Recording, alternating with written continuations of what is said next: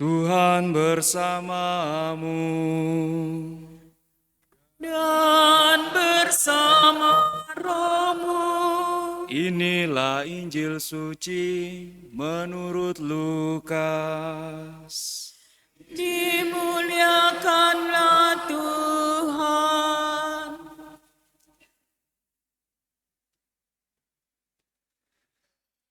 Pada waktu itu Yesus mengemukakan perumpamaan ini kepada murid-muridnya.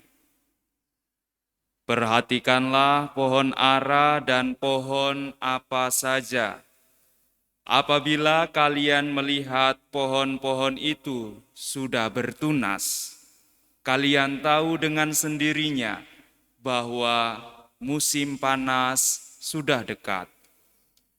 Demikian pula jika kalian melihat hal-hal itu terjadi, ketahuilah bahwa kerajaan Allah sudah dekat. Aku berkata kepadamu, sungguh, angkatan ini takkan berlalu sebelum semuanya terjadi. Langit dan bumi akan berlalu, tetapi sabdaku takkan berlalu. Demikianlah sabda Tuhan. Terpujilah Kristus.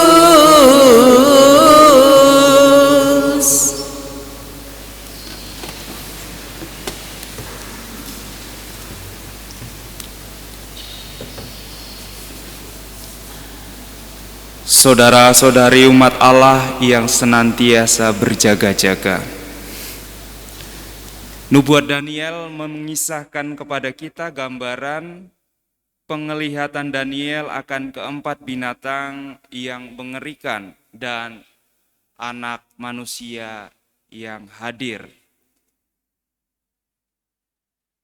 Dalam pandangan kita sekarang, setelah kita menjumpai penyelamat kita yaitu Yesus, kita bisa menggambarkan, membayangkan bahwa keempat binatang itu ialah gambaran dosa yang menguasai dunia. Dosa itu digambarkan dengan binatang yang mulutnya senantiasa menyombong di hadapan Allah atau di hadapan Ia yang lanjut usianya. Dapat kita katakan juga mereka yang lanjut usianya kita sebut sebagai bapa. Maka binatang yang mengerikan itu ialah dosa yang mulutnya sombong dan ia merasa tinggi di hadapan Allah. Dan itulah dosa pertama yang manusia lakukan. Dia merasa bisa menjadi seperti Allah. Keinginan untuk bisa menjadi seperti Allah itulah dosa pertama yang manusia lakukan. Dosa itu menakutkan, mendahsyatkan, dan sangat kuat. Ia digambarkan sebagai binatang yang bergigi besar dari besi dan siap melahap dan meremukkan manusia dan juga menginjak-injak manusia. Dan itulah yang terjadi setelah kejatuhan manusia pertama, kita hidup dalam kuasa dosa. Namun, meskipun manusia terpuruk, Allah tidak meninggalkan janji keselamatannya. Maka akan tiba masa di mana binatang itu, dosa-dosa itu dibunuh, dibinasakan, dibakar, dimasukkan ke dalam api, atau dikalahkan. Dan pada saat dosa itu dikalahkan, muncullah seorang seperti anak manusia, dan anak manusia ini dikaruniai oleh yang lanjut usianya, yaitu oleh Bapa, kekuasaan dan kemuliaan, dan kekuasaan sebagai Raja. Semua orang akan mengabdi kepadanya, kekuasaannya kekal, tidak akan lenyap, dan tidak akan musnah. Apa yang dipandang oleh Daniel itulah yang tergenapi dalam diri Yesus Tuhan kita. Maka apabila apa yang dikatakan oleh para nabi terjadi dalam diri Yesus, maka kita tidak perlu ragu bahwa Yesus adalah Sang Penyelamat. Dan dengan terus terang Yesus mengatakan dalam Injil ayat 27 yang tidak kita baca pada hari ini, Dia menyebut dirinya sebagai anak manusia. Maka kalau ditanya apakah Yesus menyebut dirinya adalah Tuhan? Ya, walaupun tidak dikatakan Tuhan, tetapi dengan menyebut dirinya sebagai anak manusia yang dalam Daniel dikaruniai segala kemuliaan, disitulah Yesus mengatakan dirinya, ya, aku adalah anak manusia, aku adalah Tuhan. Dan Yesus juga penggenapan sabda demikian, akan tumbuh tunas baru dari tunggul Isai. Maka dengan wafat Kristus di kayu salib, Yesus memang mati, Yesus memang wafat untuk menebus manusia.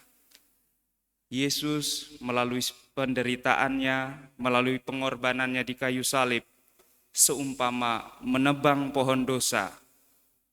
Dan saat itu seolah-olah manusia melihat harapan hilang dan Yesus kalah. Tetapi tidak.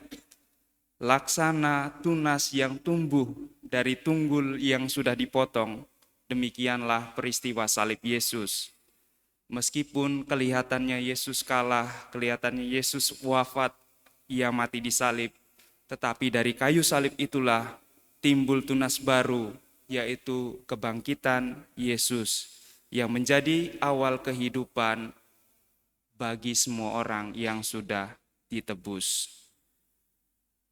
Karena wafat Kristus dan kebangkitannya, kini nyatalah kuasa dosa tidak lagi mencengkram kita, tidak lagi mencengkram dunia. Maka kita menjadi manusia merdeka yang dengan bebas menantikan kedatangan Tuhan atau sebaliknya. Karena kebebasan kita kembali lagi menyalahgunakannya dengan tidak peduli akan kedatangan kerajaan Allah. Kita tidak perlu tahu kapan waktunya, tetapi marilah kita menjadi umat Allah yang senantiasa berjaga-jaga. Langit dan bumi akan berlalu, tetapi sabda Tuhan itu kekal. Artinya apa?